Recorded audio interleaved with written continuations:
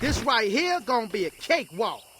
Welcome back to the channel, everyone. Today we have a very important update coming from the official Japanese and English Tekken accounts. Before we dive into this breakdown, I would ask that you guys subscribe to the channel, leave a like on the video, and also do the new feature where you hype the video. All three of these things help me, as I am considered to be a small YouTuber according to YouTube, so all of the support really helps a lot. On the tweet, it says, "Get ready for Tekken 8 Season 3. Ahead of patch 3.0 scheduled to be released on Tuesday, March 17th, we will give you more details regarding our balance update policies for Season 3. So they have a news article here breaking down everything they want to show us currently, and I'm just going to go through and tell you guys what the developers are sharing with us. It says, "Thank you for the tremendous response to Season 3 trailer revealed at Tekken World Tour 2025 Global Finals. Since its release, we've received many messages of excitement and anticipation, but at the same time, we've also seen some interpretations and speculation that differ from the intentions of the development team." So I'm assuming that this is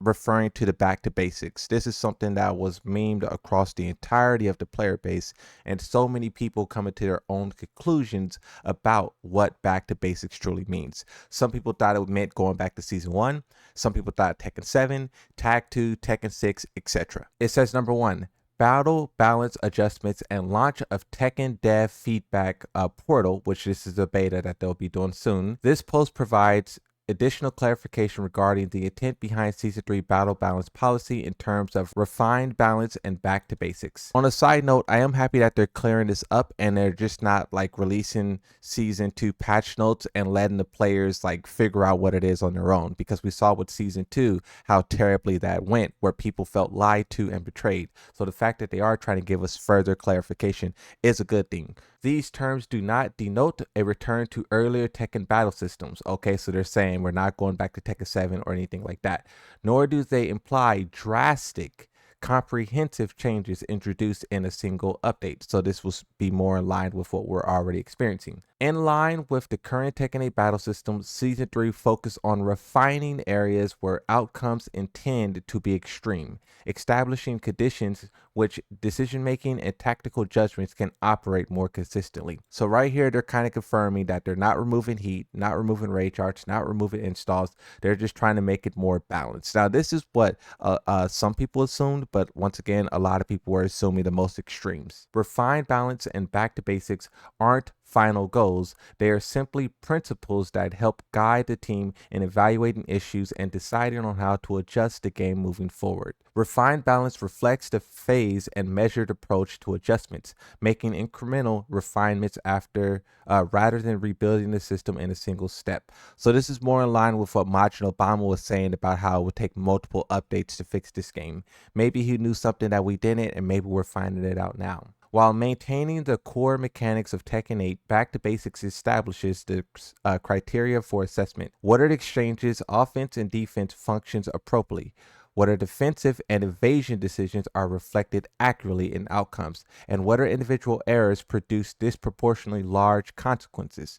So this is what I like to hear, right? They're talking about evasion being wild. They're talking about offense versus defense and how unbalanced that is currently. And then they're talking about cause and effect. What's it called?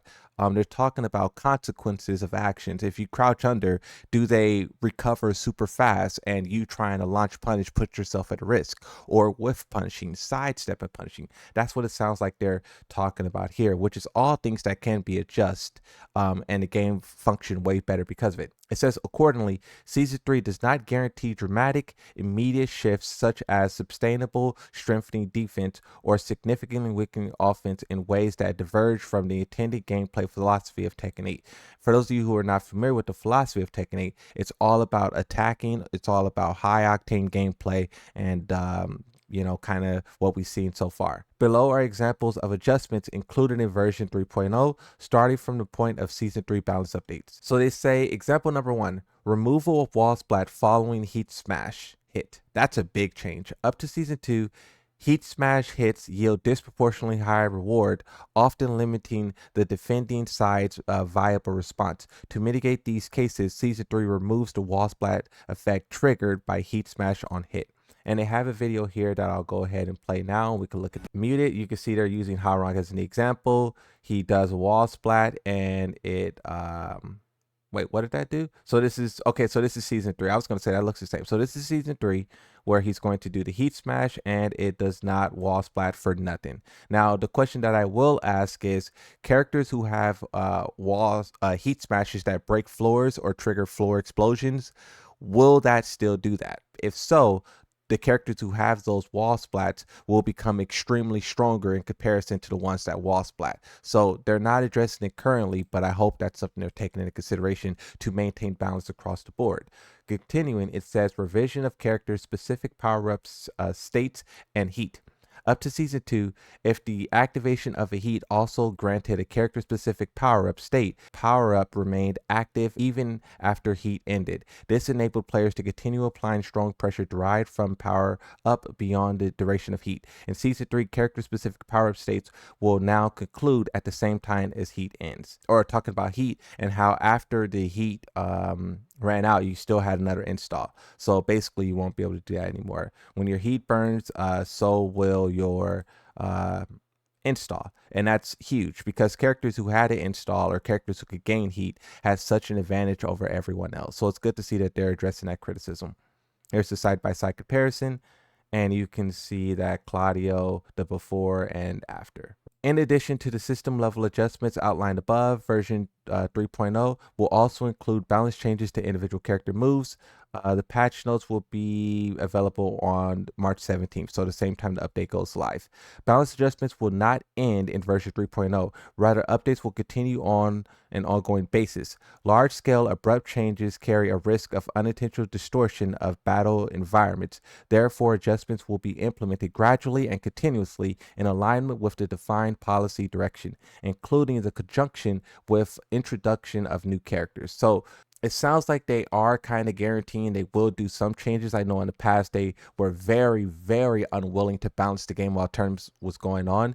Hopefully what they're saying here means that they will do that if need be. But they're also talking about when new characters come out, they'll try to do some stuff there. So I am not going to read all of this. You guys can pause and read if you want. But basically they're talking about creating a Discord where you can go there and report all of your findings. Instead of using hashtag Tekken report or hashtag Tekken8, they'll create a Discord. Now, number 2 is for ranked match reset and matchmaking logic improvement. To ensure fairness and appropriate distribution of player scale within a new balanced environment, we will implement a rank reset along with several revisions. Rank reset, season participation rewards. So at the start of season 3, each character rank will be recalculated based on the player's highest rank. This enables season 3 to begin ranking with more accurately reflected revised battle improvements. So basically what they're saying here is that they will reset the ranks and they'll give people rewards. Here it says the rank point system visualization and adjustments. The post-match display will now present a clear breakdown of rank points gained and losses. Previously, only the total value was shown. By making bonuses and deductions more transparent, we aim to improve player understanding and perceived fairness. So I think they're talking about the inflation that everyone has been talking about, because that's the only unfairness that I think is there. And they're also seeming to be hinting at the bonus points and how wild of a change that was implemented. So maybe they're trying to give more understanding there. Adjustments will also be made to promotion bonuses. Okay, that's what I just said. Win streak bonuses, that's what I just said as well. Additional rematch victory points and demotion criteria, ensuring that players' progress and challenges are evaluated. Tekken 8 definitely has one of the most egregious ranked systems in terms of inflation, and hopefully they really aim to fix it.